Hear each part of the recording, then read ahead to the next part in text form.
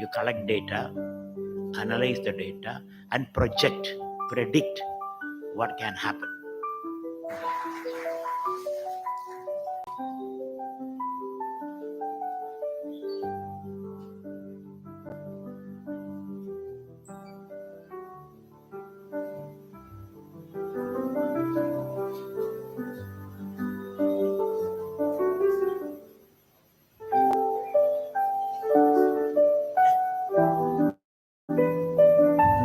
We heard about the data-based leadership, analytic-based leadership, imagination-based leadership, knowledge-based leadership.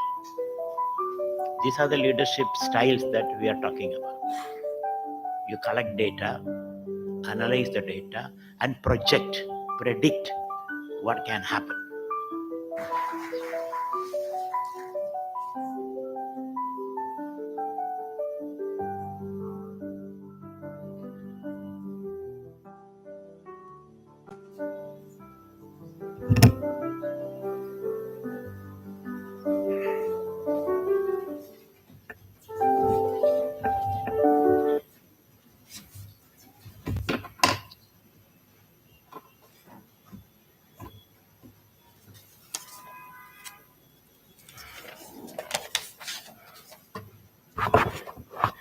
Hari Om Swamiji. Good evening, ladies and gentlemen. So happy to see Swamiji at AMA after some gap of maybe 6-7 years. And I could already feel so many people whom I met this evening that everybody is excited and remembering that Swamiji apan before so many years has taken workshops here. And I myself remember Swamiji. I was staying over here taking meditation like lessons, sitting here with and workshop of Swamiji. So once again, Swamiji, thank you so much for in this short trip also that we could have you. And certainly thanks Sudipta. I cannot not mention your name. He is the gentleman instrumental in having us as Swamiji over here for this. Today, self-management and leadership in the machine age. And I could hear a little bit what Swamiji was telling the Doordarshan guys, that what would the human do? And that's I'm feeling even more excited to listen to your views that the new world is going to be different for human beings. The way of working, maybe the working itself is going to be different. And then how would our past traditions, heritage, and learnings from the Yoga Sutras and the meditations going to help us as human beings.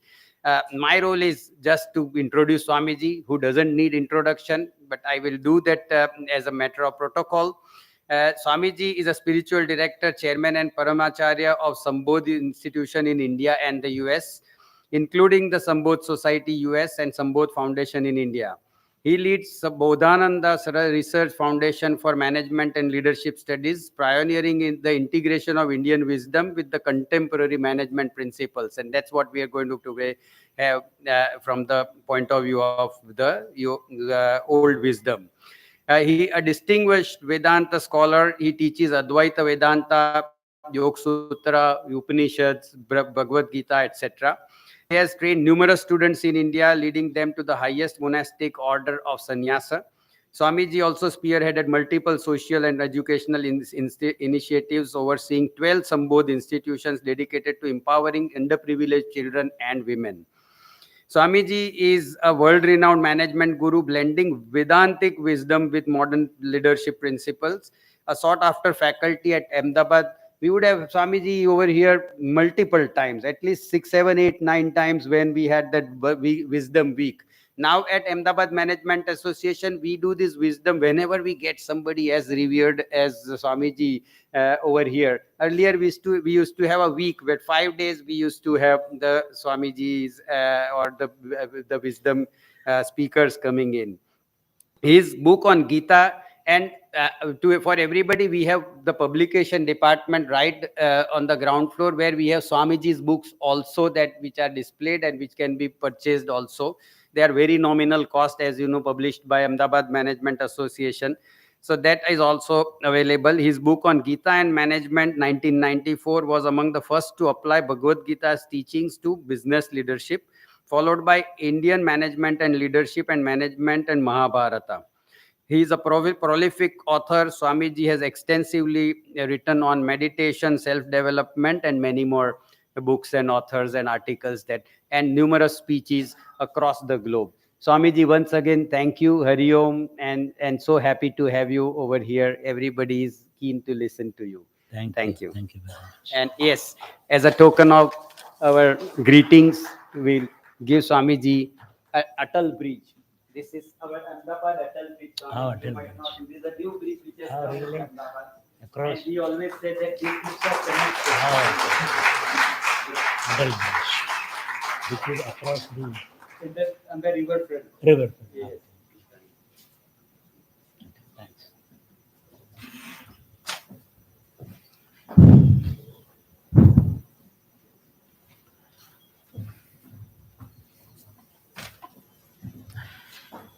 Since this is going to be thank you very much for those wonderful words. And as I was saying, for me it is a homecoming. I have been here in this hall and maybe some other halls here several times, maybe 20 years. And some of those people who used to attend my program, they're already here. They're here. So it's a kind of homecoming for me, as I said earlier. So I feel comfortable, relaxed to share my thoughts, feelings, fears, and anxieties with you about the future of humanity and future of work in this machine age. So before we go into those discussions, let's keep our eyes closed, relax for a minute, because this is going to be a reflective discourse, not an analytical discourse.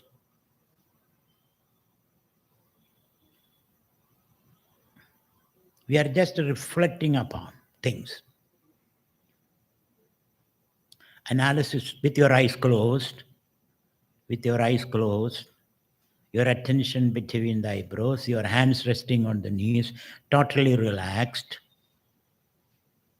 not in a hurry to find answers, but to frame questions.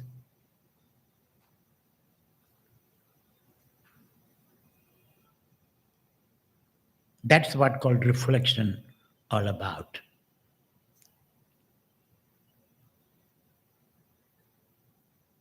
Contemplation, reflection, mindfulness. We are trying to frame questions, not in a hurry to answer those questions. We are not framing questions for a preconceived answers.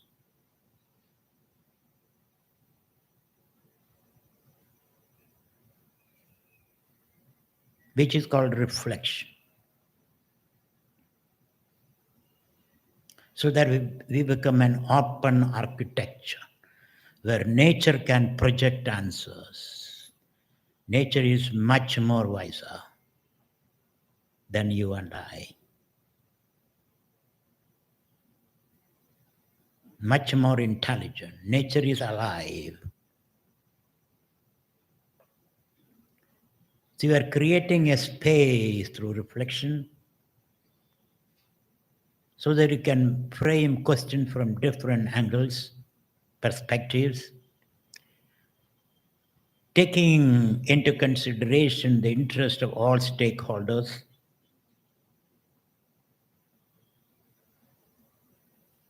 Which is called reflection.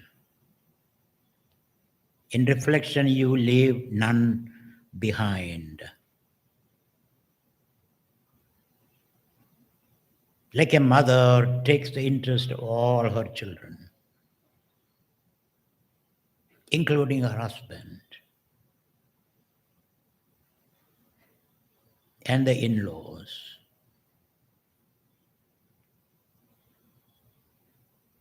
That motherly awareness where you leave none behind.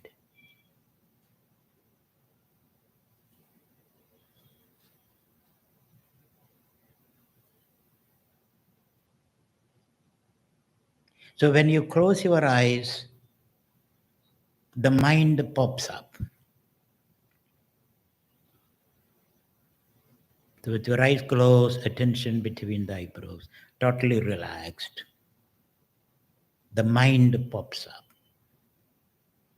Or mind become visible. Otherwise, mind seems to be a silent worker, invisible. So occasionally we have to take time from our busy schedule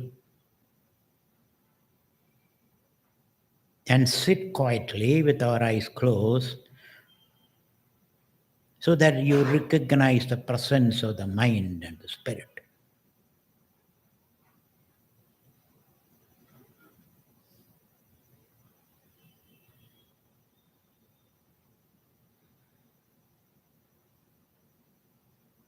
That's what we do before we engage,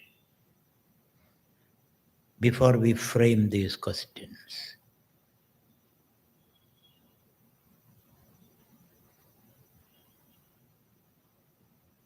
And our future depends upon our ability to frame these questions and invoke answers from the depth of existence.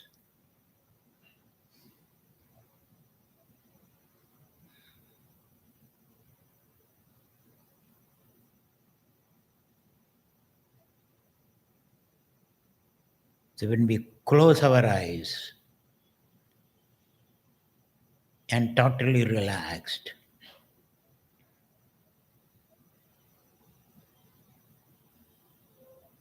and experience that silence, that pregnant silence,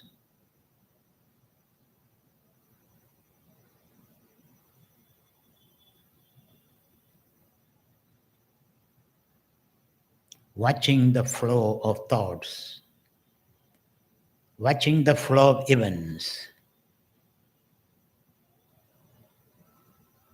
deepening our awareness.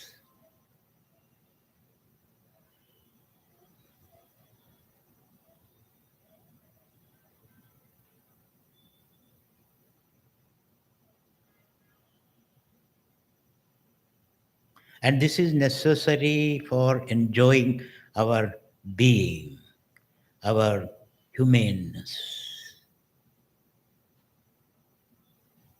Otherwise, you are just like a machine without any core, mechanically reacting to sensations.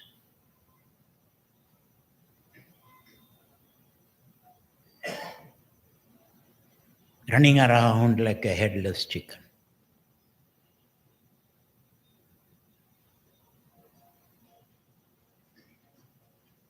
You fill your life with the goodies, but don't feel the fulfillment.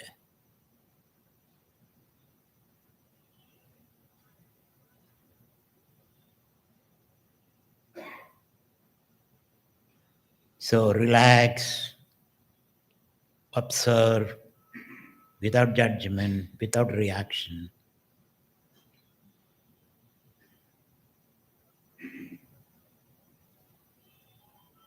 With your attention focused between the eyebrows.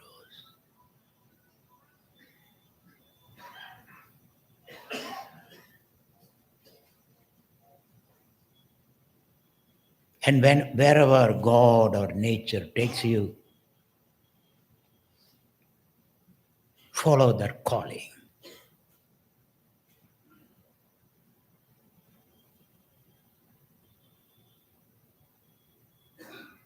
When you close your eyes, you are able to watch your breath.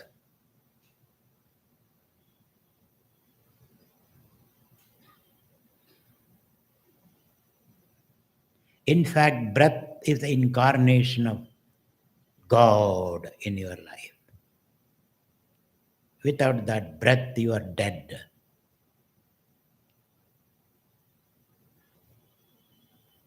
So your close proximity with the divinity is the breath.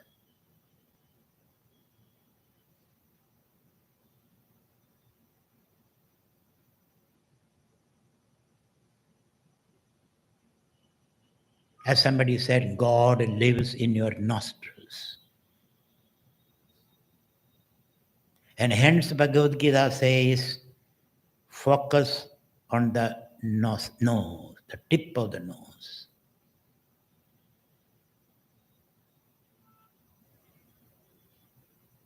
Sampreshya nasigagram sum. Focus on the tip of your nose and deeply experience the presence of the divine in your life.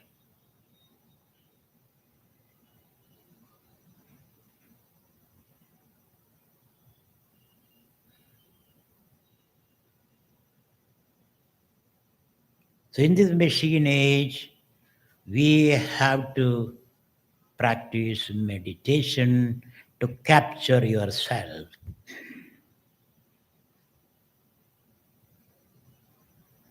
Otherwise, you become another machine.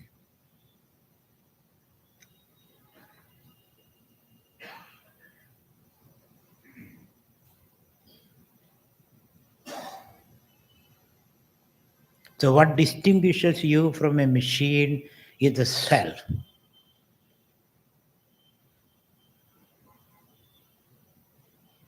And if you don't understand this distinction, you will become another machine.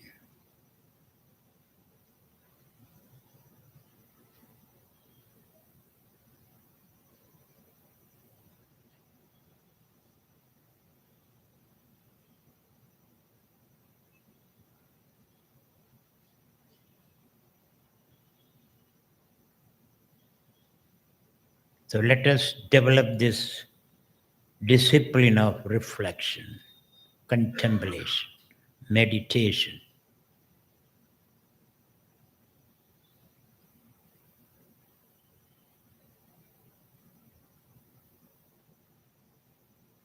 And listen to your heartbeat. Your heartbeat, the heartbeat of the universe.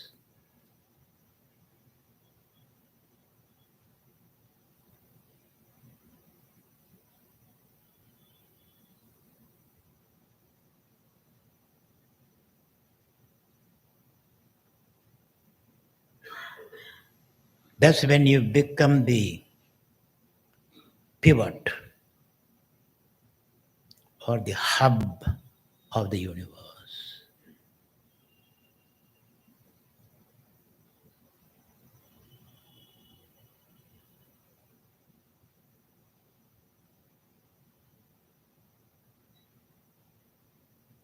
When you lose that pivotal position, then you will be crushed by the universe.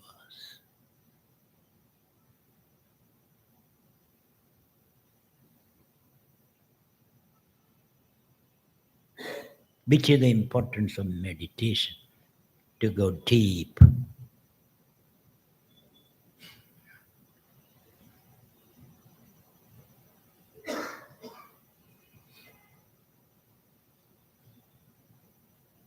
So watch, detach, and transcend.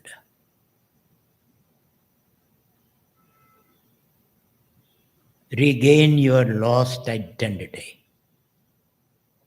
Recapture or recollect. Remember.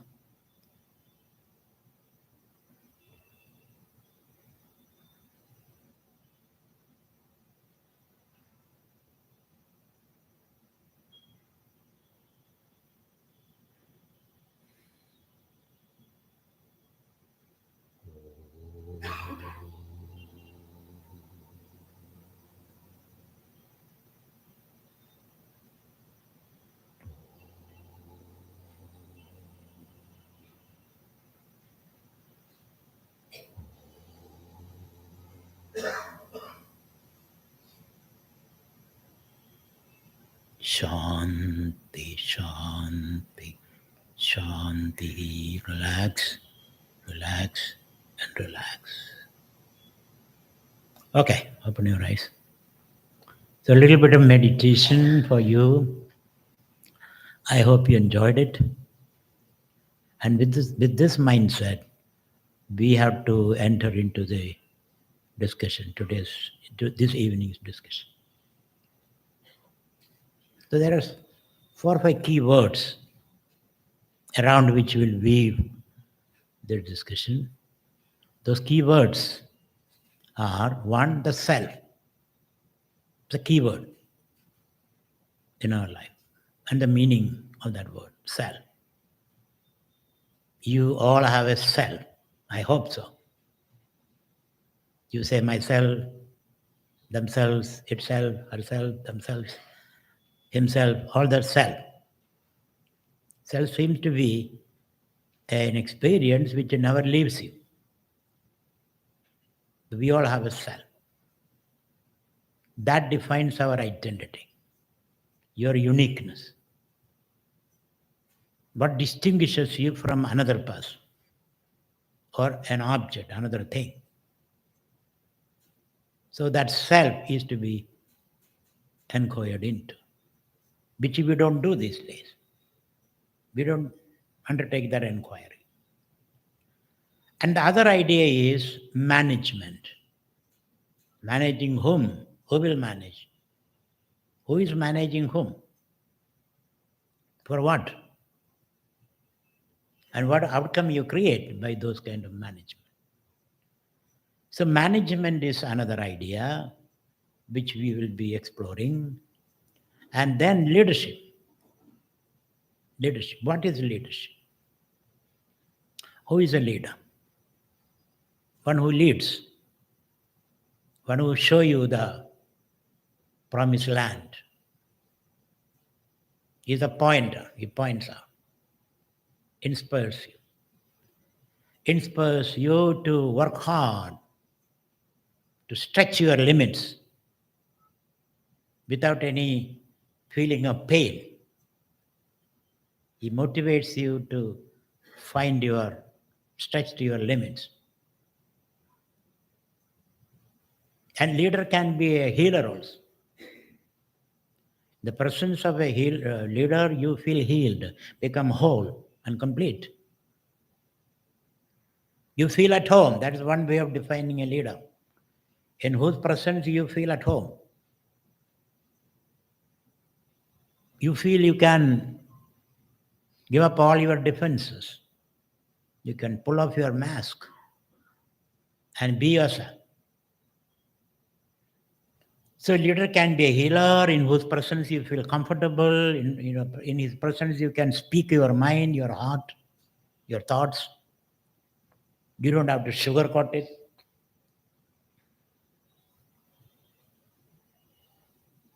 The leadership is another challenge we have to discuss. And self-management. Management and self-management.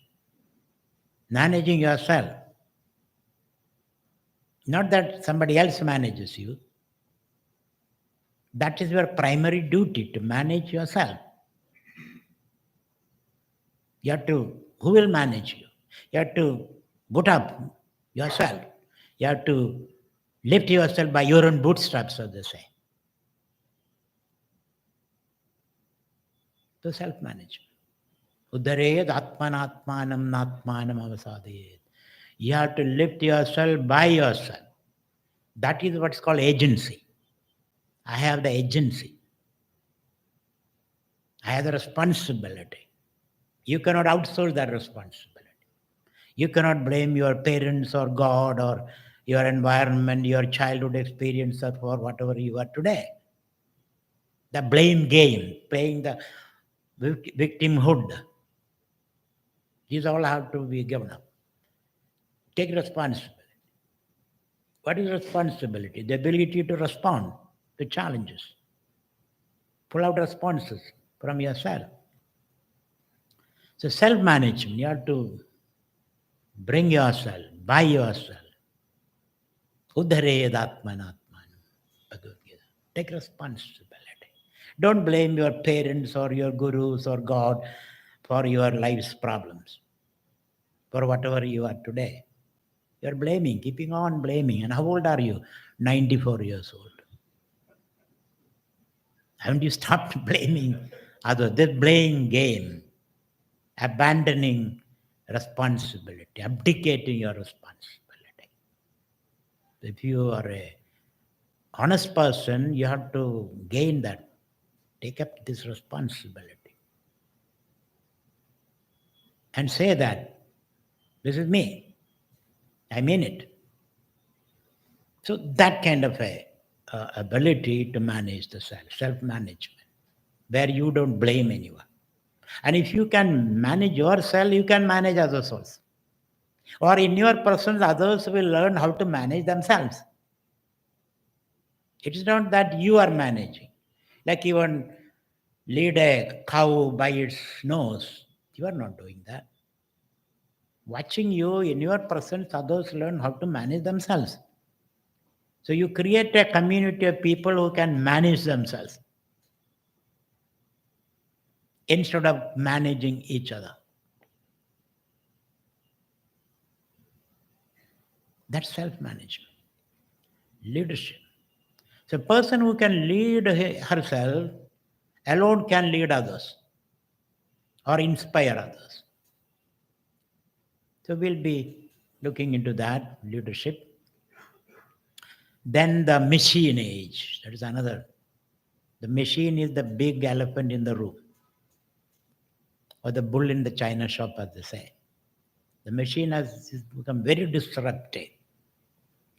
It has disrupted your home, your community, your ideas, your corporate life, and everywhere you find the machine coming in a big way and disturbing, disruptive presence of the machine.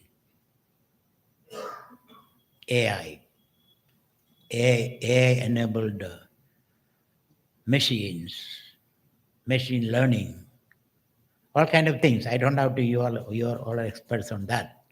My job is to not to give you a lesson in technology. You all are experts in that.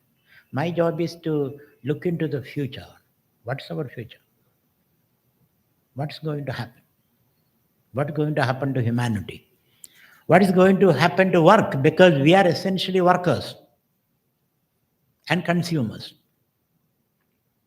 If you have no work, you have no identity. A person who is lazy, going around doing nothing, he has no identity or she has no identity. So karta, bhokta, that's our identity. Doership and enjoyership. I do something and enjoy the result of what I have done. So the karta, bhokta, I, the doer, enjoyer, I. That is your identity today. So we need to work. And the prospect is machines are going to take over all your work. Blue collar work, white collar work, and the pink collar work, if there is such a work there. All kind of work is being taken away by the machine. Machine can do it much more efficiently than you and I can do. It can crunch more data, harness varied data, verify the data, project based upon the data, prescribe based upon the data. So we are increasingly coming to depend upon machines. Most of the CEOs I find, without ChatGPT, they cannot even breathe. They ask questions to ChatGPT. ChatGPT can harness information from all areas and bring into focus and give you solutions or ideas. So ChatGPT has become our good friend. And we believe what ChatGPT says. Though it can hallucinate, it can give you wrong information, but we depend upon it. So the machines have taken over human life now. It's a very scary situation. You have no independence now. You are a slave of the machines. Without the machine, you cannot even breathe, as I told you earlier. So what is the future of work in this situation? They predict that 60% of the present jobs will disappear. 60%. Machine will take over. They can do better than you,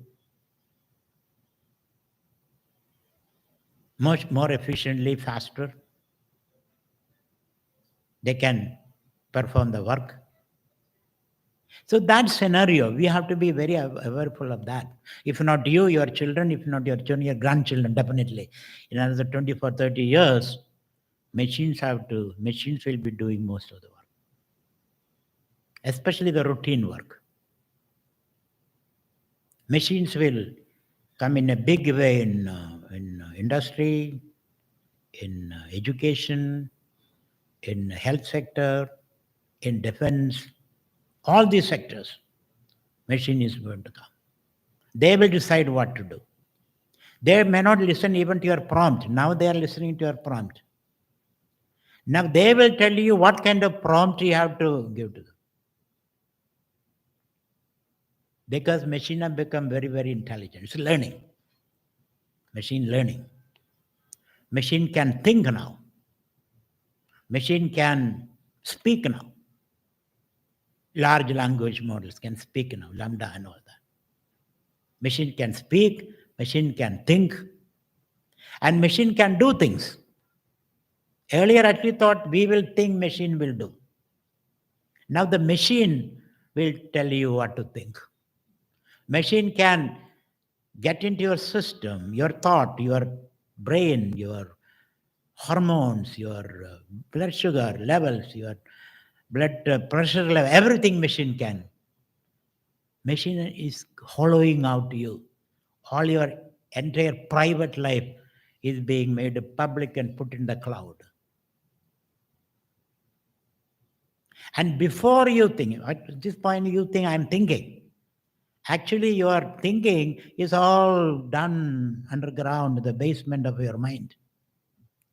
Even today, unconsciously, thoughts are being processed and they get manifest. Then you say, aha, I am thinking. The conscious is only the tip of the iceberg, as they say. Thinking are all done unconsciously. Experience are mostly processed unconsciously. That's why you dream. You dream stranger things, don't you? And you say, I never saw that, I never heard about it, and I'm dreaming about it. Yes, you did hear, you did see, but you did not see it and heard it consciously. Only 10% of what you see, the sensation which you pour into you, you experience it consciously. Most of your experiences are unconscious. And they are being processed. That's what is happening now. But it's private. It's all private to you. Nobody knows what's going on in the basement of your mind. But now they can know it, what's happening in the unconscious. They're mapping your brain and the various activities of the brain, synapses and neurons, and then prefrontal cortex and limbic system and this brain stem, the left side of the brain, the right side of the brain. Everything is being mapped. Your blood pressure, your blood sugar level, your hormones, everything is can be mapped out. And therefore, a situation is increasingly, it's happening now, that your entire inside is hollowed out. So the big brother sitting in Beijing or New Delhi or Washington or Moscow can manipulate you. Your desires, your choices, your thoughts. Everything can be manipulated by the big brother sitting there. Those days are not going to be far away. So you have no privacy anymore. I don't say it's a bad thing. It may be bad, it may be good. So such a situation, And it's going to happen in another 50 years. Some of you may be alive even then, some of the young people. Fortunately, I will not be there. Or unfortunately. It's exciting. It's a very exciting situation. So we may create a collective self. That I have access to information to what's happening in you. You have access to what's happening in me. And together we have access to what's happening in the trees. Or what's happening in the physical level. All over the universe.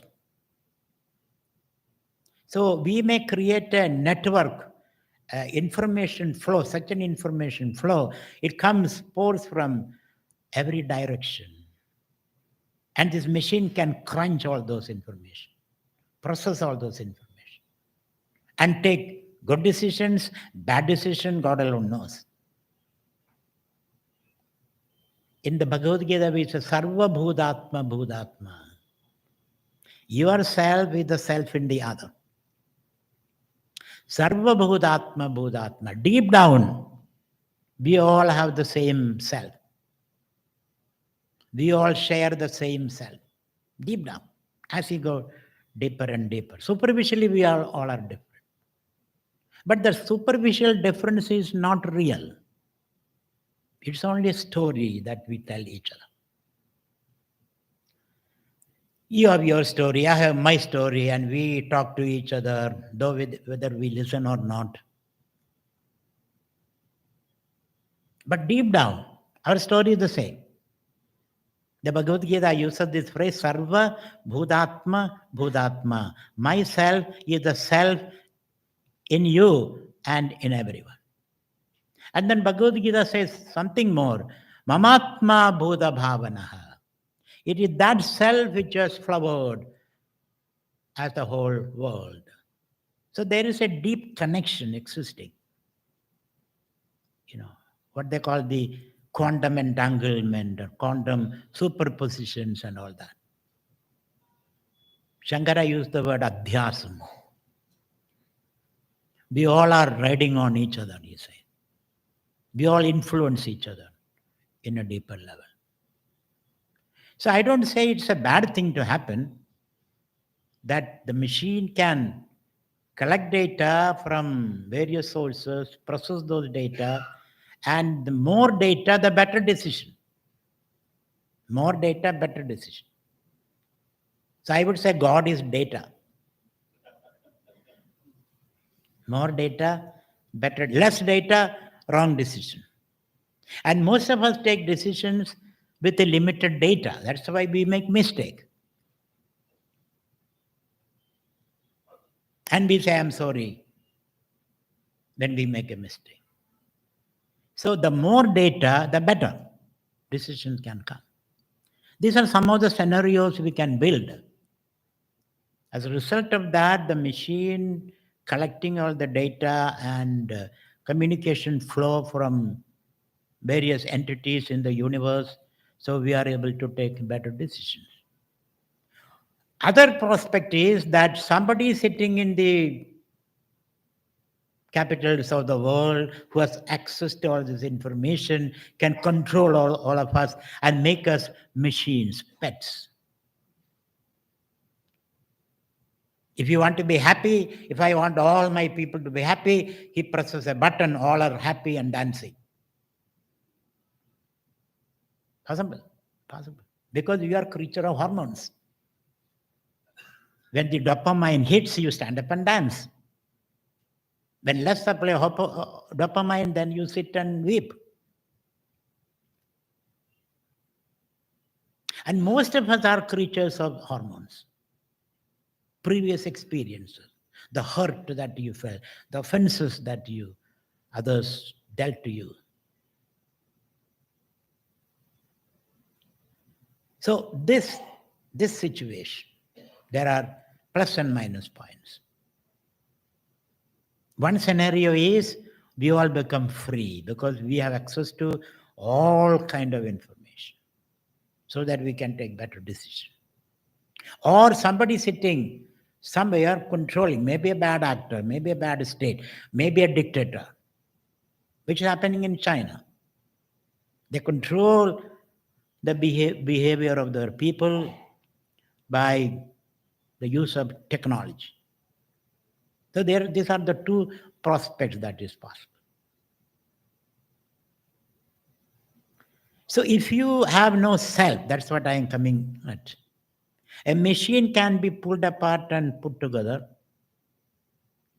You cannot be pulled apart and put together because you have a deeper self which is indivisible.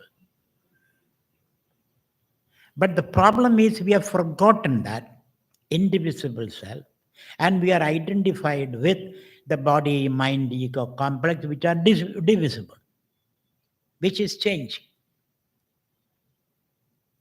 So is there any self which is beyond the body, mind, ego complex, which is indivisible?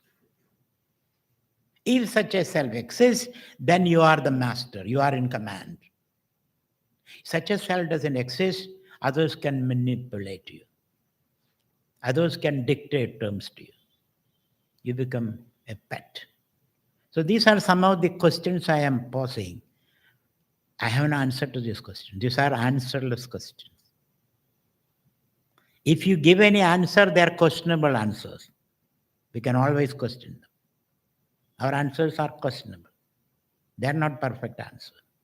So we must be comfortable with these answerless questions so that you are prepared to face the challenges, the seen and unseen challenge, expected and unexpected challenge as human beings. So here is the machine age in a big way, and I expect, or that's what experts say, that 60% of the present jobs will be disappearing. But new jobs can arise.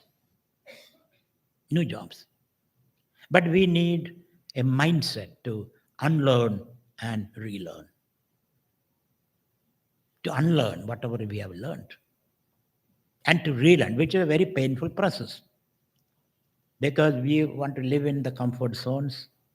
We don't want to move from our comfort zones. So this unlearning and relearning lead to motivation, inspiration.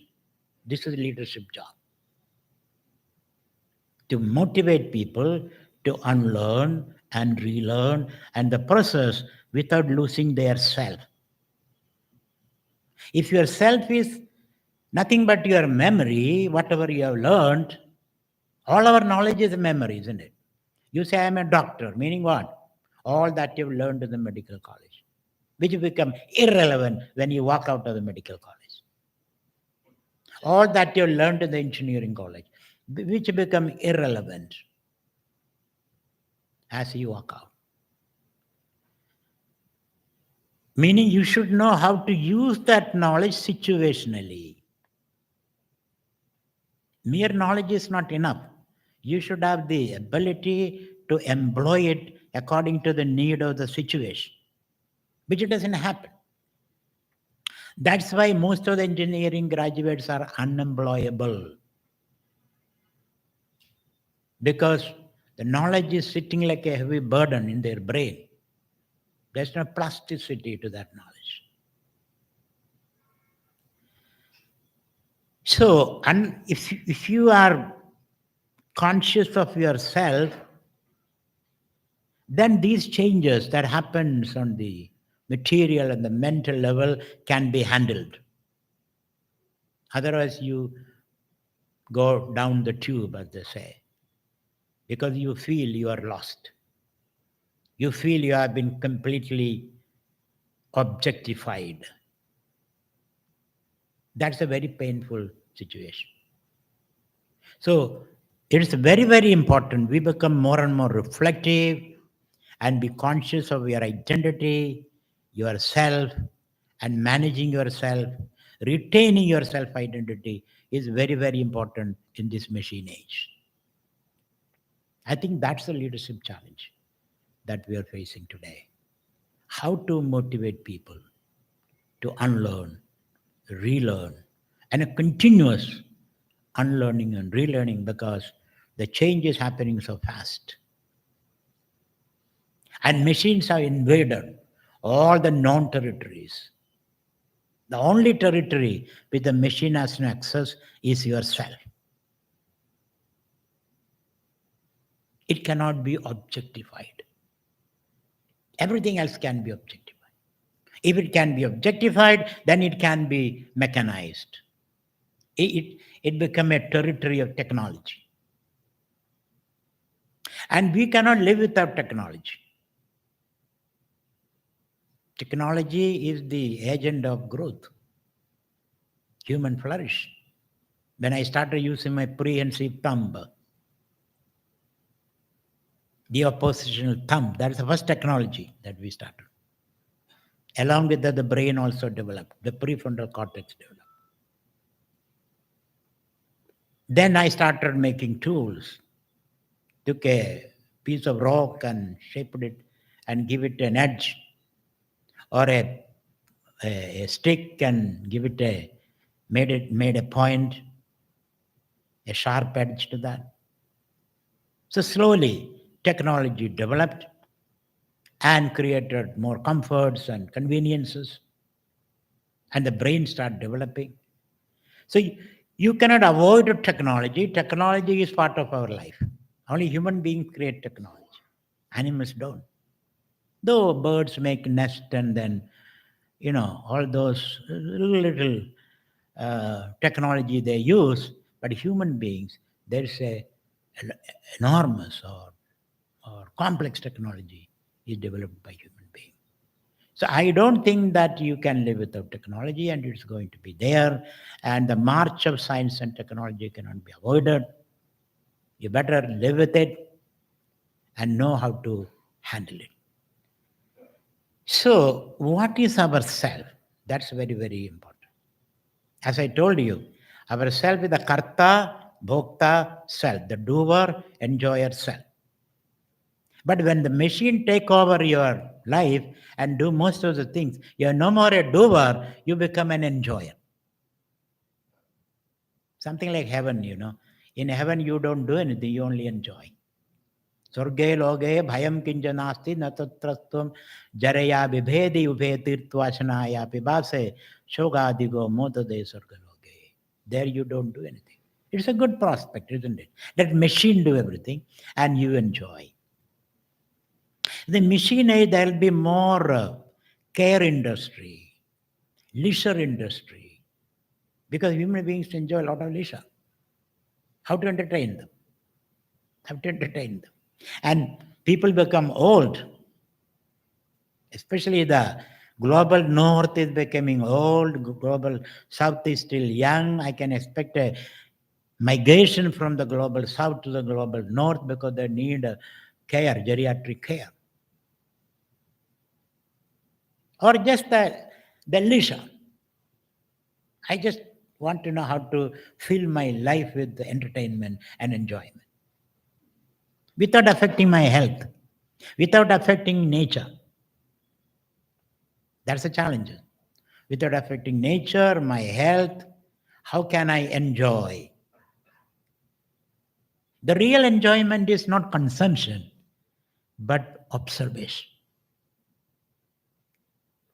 When you enjoy a sunrise or a moonrise, you are not consuming. Though economists use that word, you are consuming that also. But it's the wrong way of putting it. You're not consuming, you're only observing. This is called aesthetic pleasure, not consumption. How do you create such situation? How do you train people to enjoy nature, to enjoy a sunrise, moonrise, music, poetry, or a painting? Or just enjoying your being, just sitting quiet without feeling lonely. How do you do that? So these are the kind of industries which is going to come up. And you must prepare people for that, to be very, very creative. But other jobs are all will be done by the machines. So care industry, leisure industry, travel industry maybe, tourism, spirituality. You can spend hours and sitting and enjoying your being, which is called spirituality. At this point, you cannot do that because you get bored. I have a lot of things to do. I am so busy. Busy what? Busy doing nothing. So how do we enjoy your being? There is a lot is happening within yourself. That's where spirituality comes. In the machine age, spirituality will have a big role. Your inner spaces, inner selves.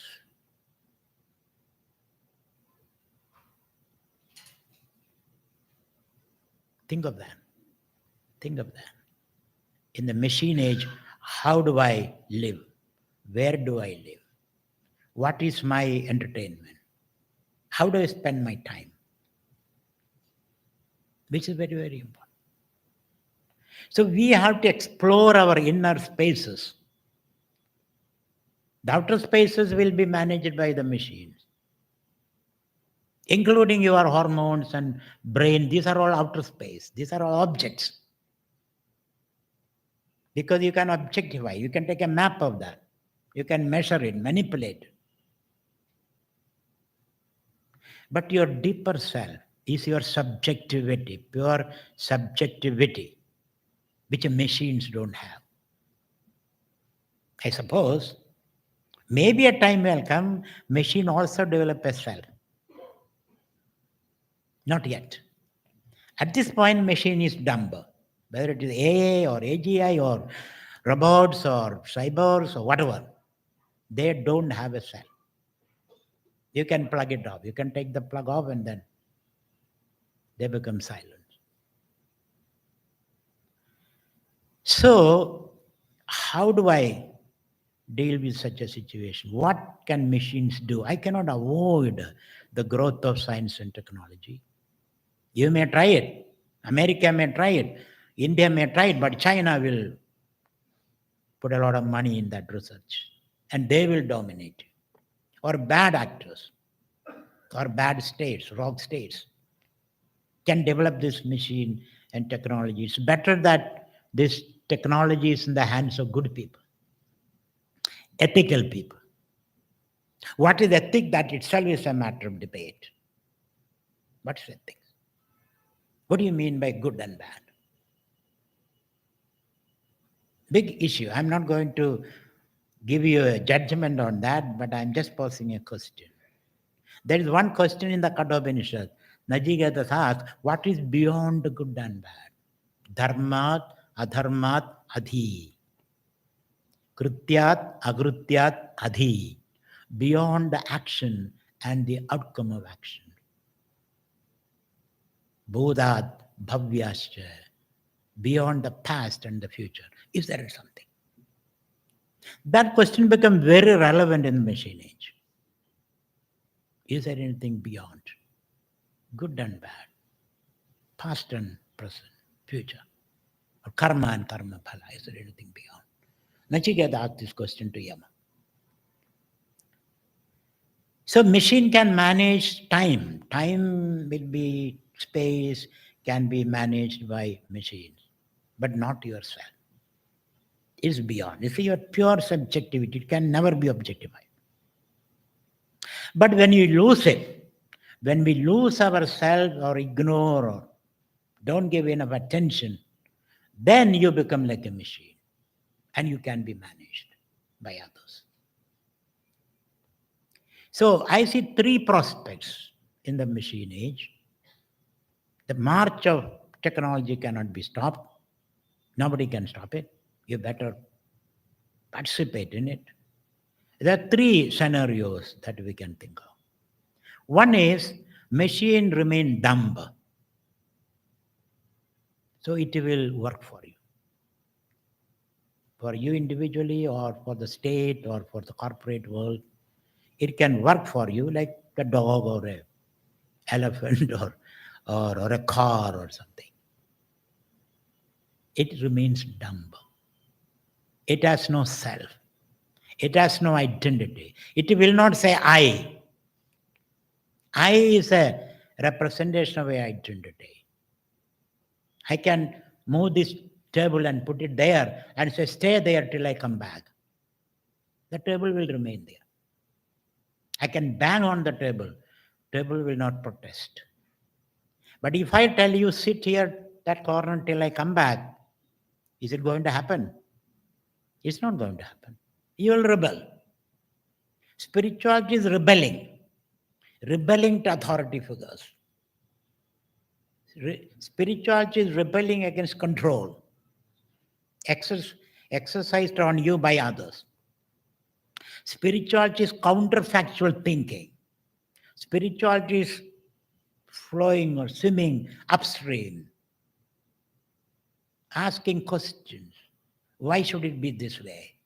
Why couldn't it be in another way? So that self that you are cannot be manipulated by others. It cannot be part of the information system or information flow. That's the nature of the self, which requires meditation, contemplation on that. So one scenario is that machine can serve you better, it can do things faster, it can obey all your commands, and then do that like ChatGPT. You ask a question, you prompt it, and it'll give you answers. Take it or leave it. That kind of situation. It's a good assistant. Or machine can become intelligent, machine can develop a self, machine can invoke consciousness. At least machine can have a self, even if it is not self-aware. Self and self-awareness is different. An animal has a self, but it's not self-aware. Elephant has got strength, but it's not aware of its strength. So suppose the machine develop a self, and as a result of that self-awareness, the machine will engage in discussion with you. What's your plan? What is other person's plan? Let us put all this on the table. Let us discuss. So machine will behave as a responsible citizen. The machine will see, like, the modern world, we talk about diversity. To exist is to coexist. For you to exist, you need the animals, the trees, and the rivers, and the mountains. If you destroy all of them, you also will be destroyed, isn't it? So just as we have this awareness of diversity, coexistence, machine also will think. Machine will say, better engage in a conversation with the other person. Your awareness is different from my awareness. What I am aware of different from what you are aware of. So different ways of being awareful and different ways of being enjoying your selfhood. Machine will become a partner, a responsible partner. That also is okay. But the problem is when the machine develops selfishness. Self can become selfish. And machine can think you are redundant. Because you think slow, your thoughts are slow. Your ability to understand things is very slow. Machine can think very fast, millions of times faster than you. Do things faster than. So why should the machine care for? That's the prospect we have to be careful about. At this point, it's only an algorithm, programmed activity of functioning of the machine, but machine start learning, deep learning from experiences. Machine can develop its own identity, its own community, its own society, its own system of doing things and electing governments and all that. That is the time we will find our opponent or competitor in the machine. And the machine can completely either reduce you to status of a pet. Okay, lie down there. And machine will have a leash on you. Or it will completely annihilate you. You are unnecessarily, you are a mouth to be fed, but no nothing coming out of you, no production, no activity. So that is the third scenario prospect that we are staring at, he says. It can happen. So be ready for your own extinction. Nature wouldn't care. Nature didn't care. A lot of species are extinct from this world. Nature doesn't care. You think I am the roof and crown of creation. That is a illusion. You are not the roof and crown of creation. You are not a perfect person. You are imperfect. Nature is trying to experiment with you. And if you are not up to the challenge, I see the human species will extinct in another 100 years. That's what is going to happen. If you are not careful, if you don't retain yourself, your identity, and your intelligence, we have to be very, very alert. We have to meditate and retain ourselves. And you have enough literature in the Indian tradition, the Upanishad, the Bhagavad Gita, the Brahma Sutras. So go back to those texts, reflect on those texts, and retain your selfhood and identity. Thank you very much. Hari Om.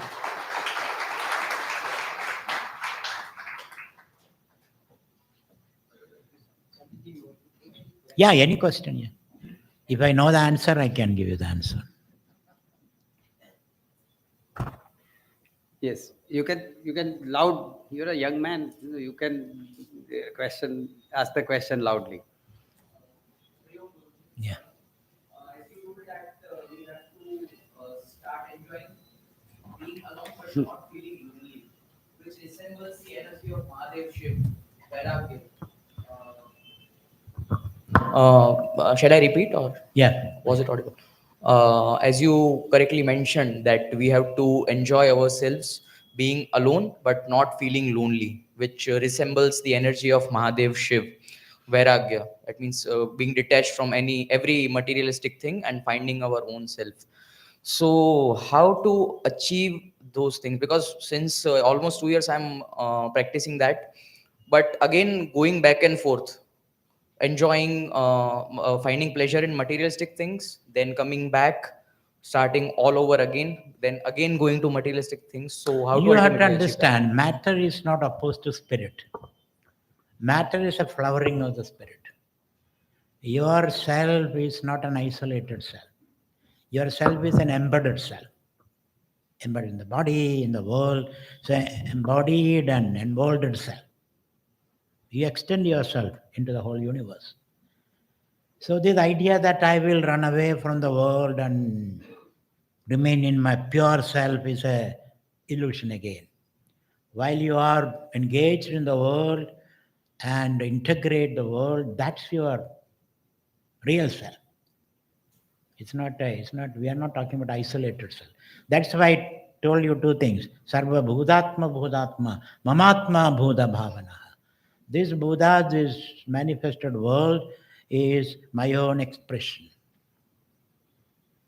So you have to, aloneness is not isolation. Aloneness is inclusion. I include everything into my aloneness. So that becomes meditation. I call it meditation which is inclusive, not isolated. Okay. Did I make any sense? Yes, thank you very much, Swamiji. Yeah. Yeah.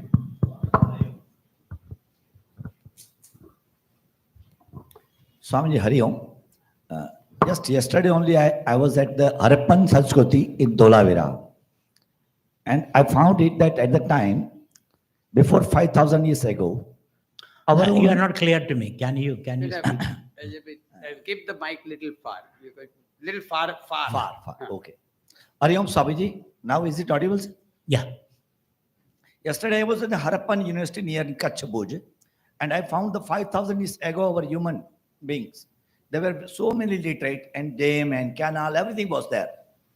Again, the nature did that work, and we were our future was compact. Now again we are trying to develop like that. Will the nature repeat the history again? Because future, 5,000 years ago also, the future was very bright. But because of the nature, Yeah, the life moves in cycles, you know. Civilizations, countries, empires, they move in cycles. They come, flourish, grow to a certain maturity, then you start declining. So you can expect that. Like our life. Young, old, you know, very old, then we die and then we are recycled again. So life is like that. Yeah. Yes. We can take a couple out, then he can come here. Yeah, you can ask in the meantime. Yeah. Pranam Swamiji. The Shabda in the Bhagavad Gita I read in 8.7 today in the morning. Just keep your mouth. Yeah, please.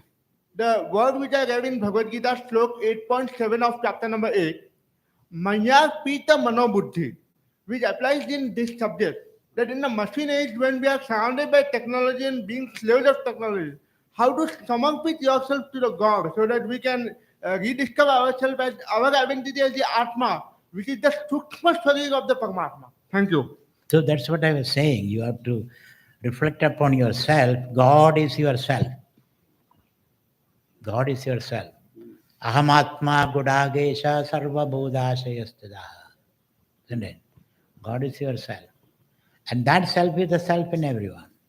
That self has become everything.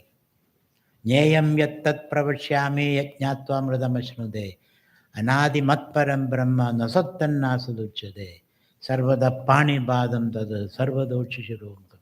Sarvada shrudimanloge sarvamavritya tishtasi. Sarvendriya gunabhasam sarvendriya vivarjitam. Though I am in everything, still I am above everything. So that idea. That is also chapter 12 also, right? Yes, Your chapter 12. chapter 12 also has the same Yeah, Mayarpit Manor Buddhi Mayarpita Yomat Manor Bhakta Same Priya. I like that Bhakta who dedicates his mana and buddhi to me. Yomat Bhakta, yes. So you Yeah. have to plug Shweta. into your mind and intellect should be plugged into the universal intelligence. You know, your computer works when it is plugged, isn't it? Microphone here, please. Yes. Shweta, you can just, Swamiji is much closer to you. So my question is, I the awareness. Pranam Swamiji. My question is, I the awareness is beyond the mind. But then, Correct. as a human, I am conditioned to understand or give meaning to anything, understand anything with the mind. So then, what would be that stage, and how can it be done to understand something which is beyond the mind? Because I'm used to use my mind to Because understand you are anything. aware of the mind. Are you? You know you have a mind in deep states of reflection, you know you have a mind. You know there is a world. So the world that you know, the mind that you know, the knower is beyond. That's how we understand it. You know, the light which illumines all this is beyond all this. It's not affected by any of this. So the awareness, you have to deepen your awareness.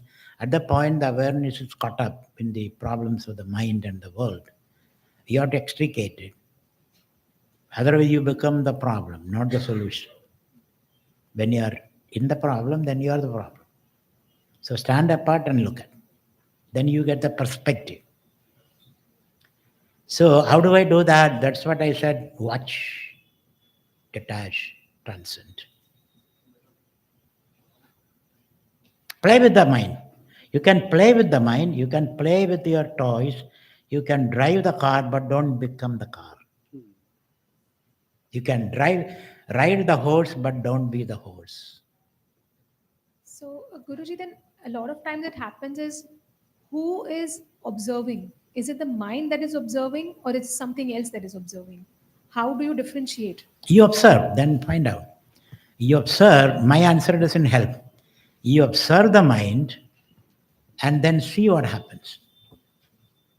Because it's not a question of answer, it's a question of experiencing it. Observe the mind and see what happens. Yeah. Yeah. The question is, who is the seen? Who is the seer? That Yeah, is seer, the point. seen. seen and seer, and mind. Whether we are controlling the mind or whether mind is controlling us. That's the analogy. Yes, one more question maybe, and then we'll wind up. Yes, here. Here, you can. Oh. Loudly Okay, ask. over there, over there. Yeah. You can Good ask evening. maybe after him. After that. Let him after, ask, and please. then you can. Good evening, Swami. After him, you ask. You Please, mentioned, you have mentioned that to be more meditative and to find the self, it's very important. Why is it so important in the sense? Why is it better to be like a human being than a machine? Like because every day we are being encouraged to be more like a machine and not to be human actually. Not to Choice is express. yours. You can be a machine. I have no objection. Choice is yours. You be a machine and be manipulated by everyone, then that's your Somebody choice. will pull the plug one day. That's your choice. Okay. Thank you. Hariom Swami ji, Yeah.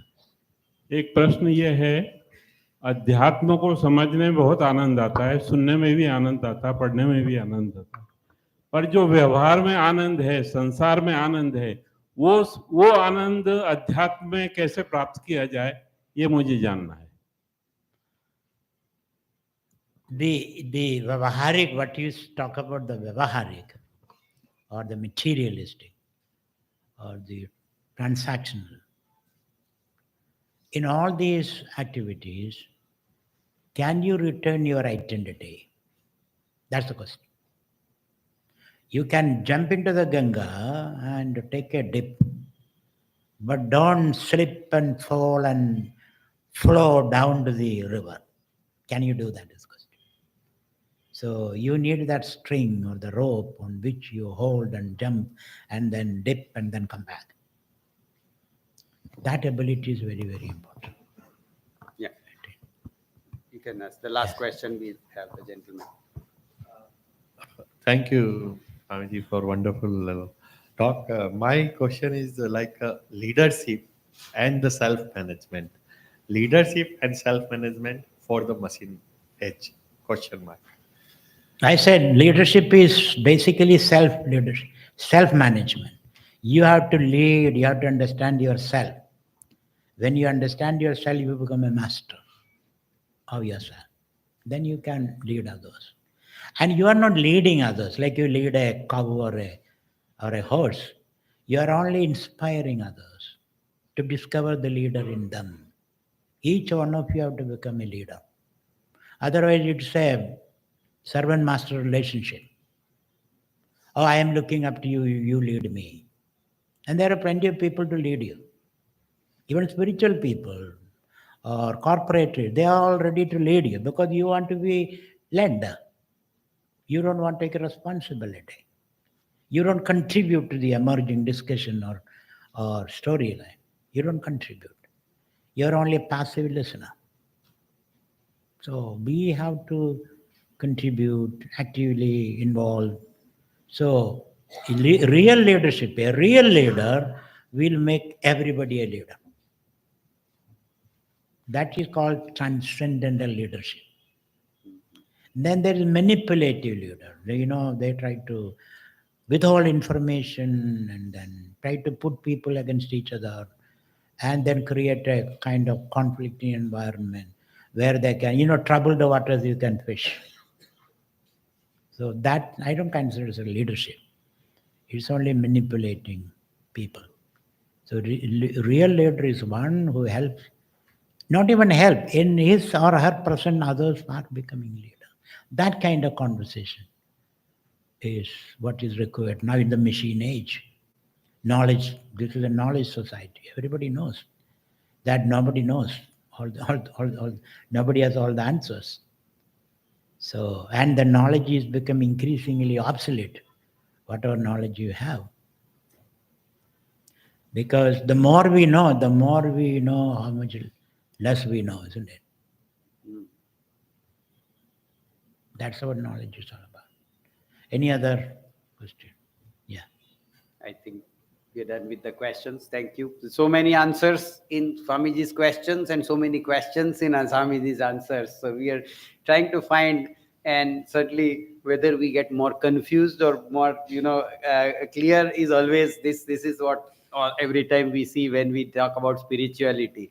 But very important thing in context to what you asked, Swamiji did mention, after a wonderful round of meditation, Swamiji, it was absolutely feeling so blissful that you cannot lead others unless you lead yourself. That is how Swamiji started in the self-management. And then he said the self, if it is beyond mind and body, then you are the master.